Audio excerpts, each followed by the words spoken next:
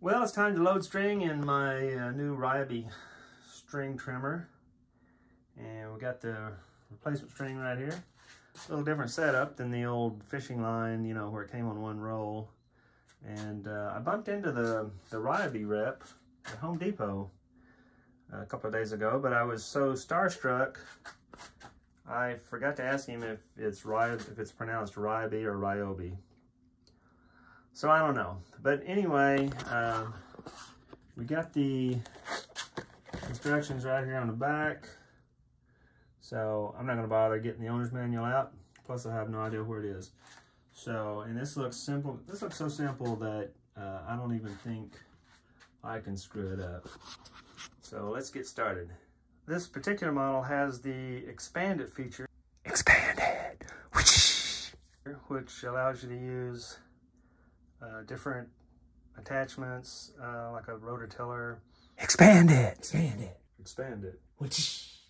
Yeah, I don't have a sound effects budget yet. Some of you might remember that I just bought this Ryobi trimmer a couple of months ago. I got a pretty good life out of the line. I got it chucked into my old Black & Decker Workmate here. I don't know if they still make these things or not, but works pretty good. I've got it on an old office chair. Roll around. So the next thing we got to do is get in this package. It is, you know, it's in the blister pack, as everything has to be. And the tool I've chosen to do that is some shears. Gotta make sure I keep the directions, you know, where I can read them later. Although, pretty simple. I don't think I could screw it up. All right, there it is. Expanded. All right, so first thing we're gonna do is just line these little arrows up right here. Like that, I imagine. The next thing we're gonna do is just push the line through there until the markings are hidden and the line is equal on both sides. So there's our little hole right there. Pull that through. Okay, where's it going? Isn't it supposed to come out the other side? Let's try this side. Not seeing it. Expand it. So then you just stick that line right through there. Oh, there it goes. Look at that. Went right through. That's as easy as pie. Okay, pull it through until the markings disappear. I don't know. Let's see. Well, I'm not near far enough yet.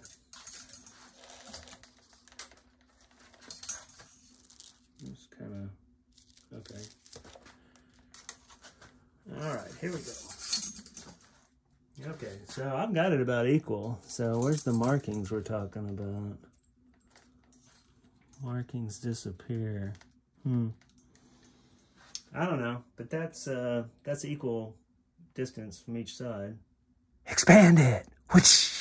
Okay, so now we're just going to rotate the bump knob clockwise until the line is 6 inches on both sides. There's the bump knob. Oh, okay, that's easy enough. This actually came with a little kind of a wrench tool, but I think it's for, there's something else. There's just some other arrows and a lock down here. I think that's probably for, oh, sorry about that. I think that's probably for swapping out the head to the, to use like the plastic blade head that came with it, so.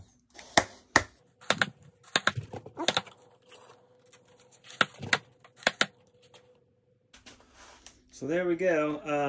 And I have a tendency, I probably use this line up a lot quicker than most people do because I like for it to be long and sharp.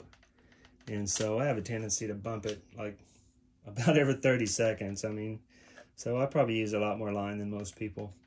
But this thing's doing a good job, so, and that was about as easy as it gets right there. All right, so hope you enjoyed this, and hopefully you'll give me a like and a subscribe.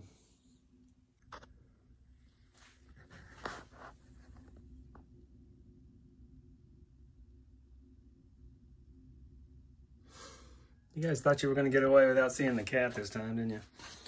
I wanted to mention also that for this model, and I'm not sure what that model is, you want to get the 095, which is the kind of orange red looking wire, because there's a thinner one that's kind of a yellow lime green, and it's lighter. So the Ryobi rep says this is the one I needed, and that's what it had on it. So anyway, happy trimming. Where'd the cat go? Well, there she is, way over there. Hey, cat. On my Ryobi string trimmer. Let's trash that one.